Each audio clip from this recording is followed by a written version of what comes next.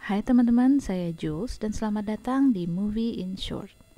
Hari ini saya akan menceritakan sebuah kisah yang berasal dari sebuah serial drama berjudul Roar.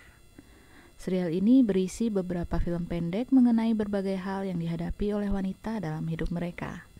Setiap episode di serial ini ceritanya berbeda-beda. Kali ini saya akan menceritakan episode ketiga dari serial ini yang berjudul The Woman Who Was Kept on a Shelf.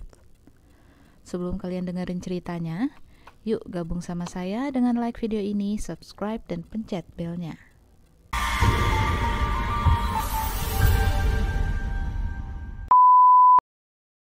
Cerita berawal dengan seorang gadis kecil yang cantik. Ibunya selalu mendaftarkan gadis ini ke setiap kontes-kontes kecantikan dan modeling yang ada di kotanya. Ibunya selalu berkata bahwa ia akan selalu memilih kecantikan daripada kecerdasan. Hal inilah yang selalu tertanam di dalam pikiran gadis itu. Gadis kecil ini kemudian tumbuh dewasa menjadi seorang wanita yang cantik dan sukses dalam karirnya sebagai seorang supermodel. Namanya adalah Amelia. Amelia menyukai pekerjaannya, namun terkadang ia merasa bosan dan lelah dengan kesibukan dan kejaran para fotografer.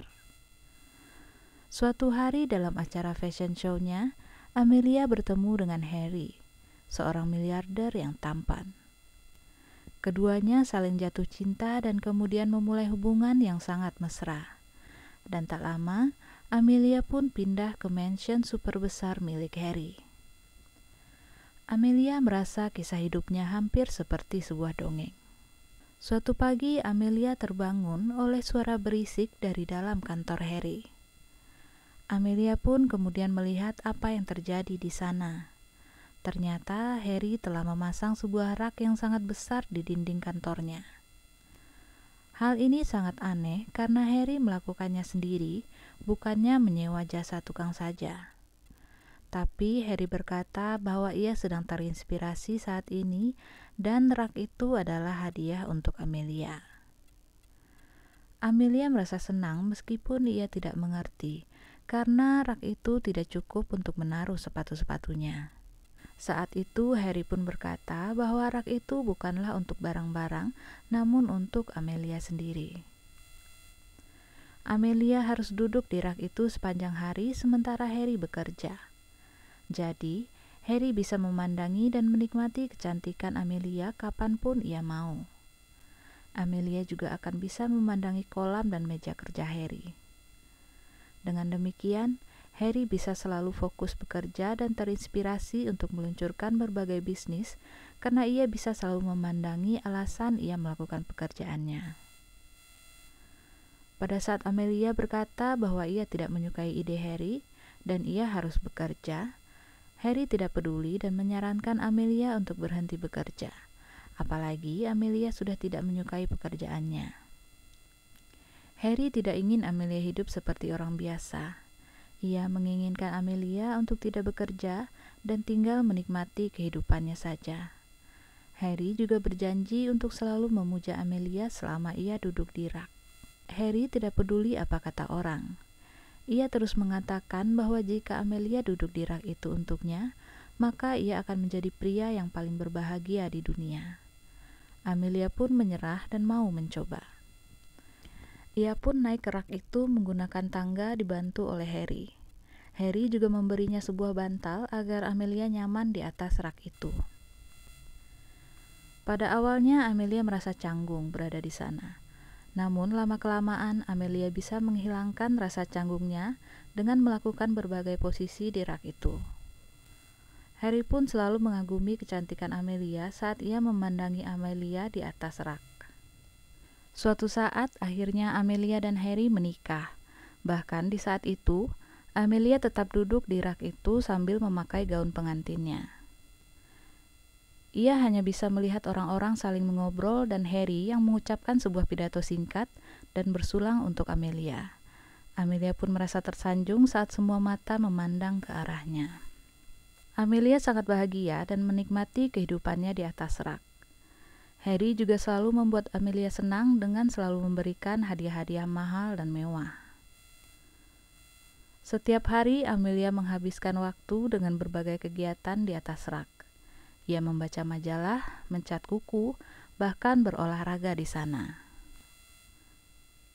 Namun sayangnya kebahagiaan itu lambat laun memudar. Harry mulai kehilangan ketertarikan terhadap Amelia. Lama-lama ia pun mengacuhkan Amelia. Bahkan Harry memindahkan mejanya menjadi membelakangi Amelia. 3 tahun berlalu dan Harry telah bosan dan tak pernah lagi memandangi Amelia atau mengunjungi Amelia di ruang kantornya.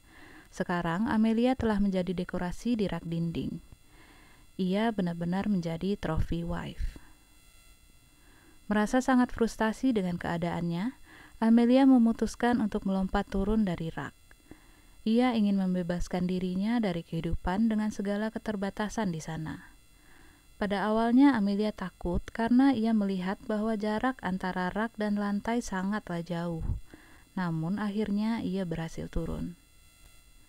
Setelah berada di lantai, kaki Amelia sedikit kaku karena bertahun-tahun ia tidak berjalan. Amelia pun berpegangan pada sofa untuk berdiri. Perlahan ia berjalan mengelilingi rumah. Ia merasakan kakinya menyentuh air kolam. Amelia pun merasa bebas dan gembira.